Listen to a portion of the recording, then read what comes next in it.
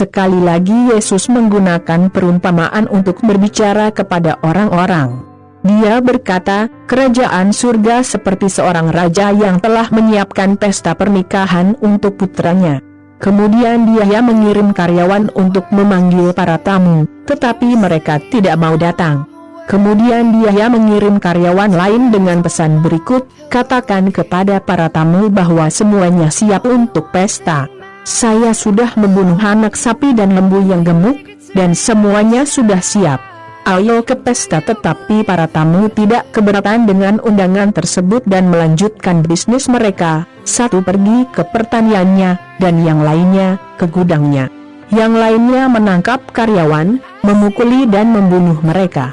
Raja sangat marah sehingga dia memerintahkan para pembunuh untuk dibunuh dan kota mereka dibakar.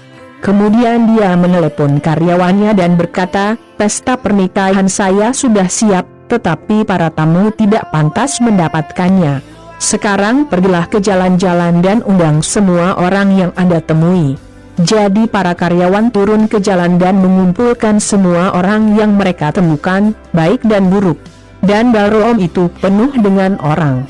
Ketika raja datang untuk melihat para tamu, dia melihat seorang pria yang tidak mengenakan pakaian pesta dan bertanya, sobat, bagaimana kamu bisa masuk ke sini tanpa pakaian pesta? Tapi pria itu tidak menjawab apapun. Kemudian raja berkata kepada para pelayan, ikat kaki dan tangan orang ini dan buang dia dalam kegelapan. Di sana dia akan menangis dan menggertakkan giginya karena putus asa, dan Yesus mengakhiri dengan mengatakan, karena banyak yang diundang, tetapi sedikit yang dipilih. Orang-orang Farisi keluar dan membuat rencana untuk mendapatkan bukti yang menentang Yesus. Kemudian mereka mengirim beberapa pengikutnya dan beberapa anggota rombongan Herodes untuk berkata kepada Yesus, Guru, kami tahu bahwa Anda jujur, mengajarkan kebenaran tentang jalan hidup yang Tuhan tuntut dan tidak peduli dengan pendapat orang lain. Dia juga tidak menilai dari penampilan. Jadi bagaimana menurut Anda? Apakah itu melanggar hukum kita membayar pajak kepada Kaisar Romawi? Tetapi Yesus memperhatikan kejahatan mereka dan menjawab, orang munafik. Mengapa Anda mencari bukti melawan saya? Bawalah mata uang yang digunakan untuk membayar pajak. Mereka membawa koin, dan dia bertanya, nama dan wajah siapa yang terukir di koin ini? Mereka menjawab, mereka milik Kaisar. Kemudian Yesus berkata, berikan kepada Kaisar apa yang menjadi milik Kaisar dan berikan kepada Tuhan apa yang menjadi milik Tuhan. Mereka tercengang saat mendengarnya. Jadi mereka meninggalkan Yesus dan pergi. Pada hari yang sama, beberapa orang Saduki datang kepada Yesus, mengatakan bahwa tidak ada yang bangkit. Mereka berkata kepada Yesus, Guru, Musa mengajar sebagai berikut, jika seorang laki-laki meninggal dan meninggalkan istrinya tanpa anak, saudaranya harus menikahi janda untuk memiliki anak, yang akan dianggap sebagai anak dari saudara yang meninggal. Ternyata ada 7 bersaudara di antara kami.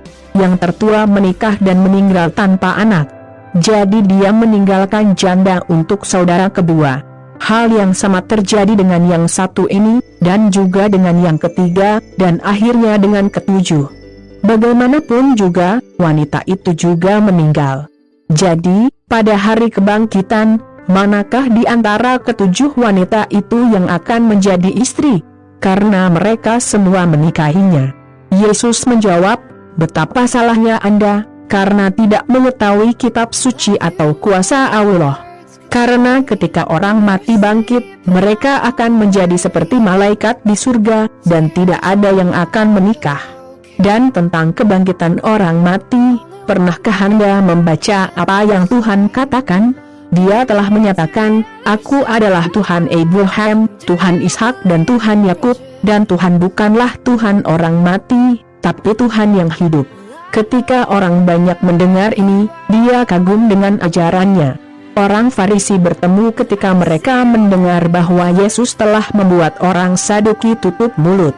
Dan salah satu dari mereka, yang adalah ahli Taurat, ingin mendapatkan bukti yang menentang Yesus, bertanya, Guru, apa yang paling penting dari semua perintah hukum? Yesus menjawab, "Cintailah Tuhan Allahmu dengan segenap hatimu, dengan segenap jiwamu dan dengan segenap pikiranmu." Ini adalah perintah yang terbesar dan terpenting. Dan yang terpenting kedua mirip dengan yang pertama, cintai orang lain seperti kamu mencintai dirimu sendiri. Seluruh hukum Musa dan ajaran para nabi didasarkan pada dua perintah ini.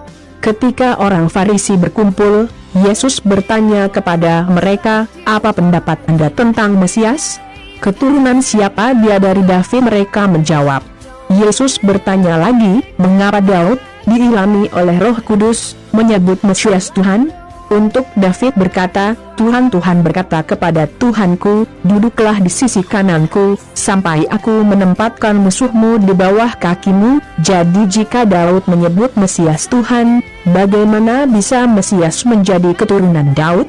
Tidak ada yang bisa menjawab lagi, dan sejak hari itu mereka tidak memiliki keberanian untuk bertanya lagi. Matius 22, 1-46